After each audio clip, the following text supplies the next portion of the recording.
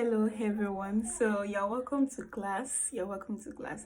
Now the reason for this lesson is just for me to evaluate what we did in the last topic. The last topic we treated story writing as a part, fiction or non-fiction, an artwork of destiny. Now this time around we are going to be evaluating what we learned in the last class. Now we learned that storytelling can be an art that is a pattern. Then as much as it can be learned, it can also be a pathway to finding one's destiny. And we also learned that in the past people used story writing as a form of relaxation technique, but this time around is now becoming a very lucrative skill that a lot of people are trying to harness so that they can get the real thing from story writing. Now that's what we got in the last class. This time around we are going to be looking at how to write compelling stories. But before we go into that, there is something I want us to carry out as an action plan.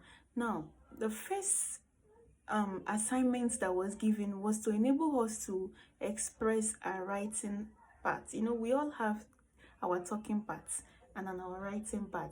So the first assignment was to enable us express our writing part.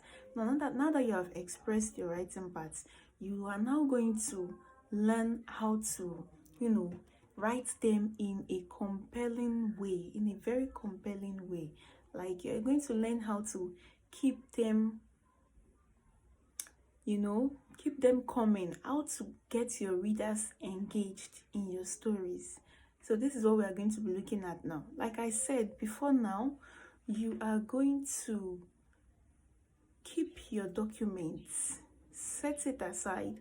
I want to understand that I have made all necessary corrections in the documents, and the major reason for this is for you to be able to establish a manuscript, because in the long run we are going to be working with that manuscript. So while you are effecting changes on that manuscript, keep that aside, because we are going to be going back to that manuscript. Keep that aside and let us talk about how you can write compelling stories.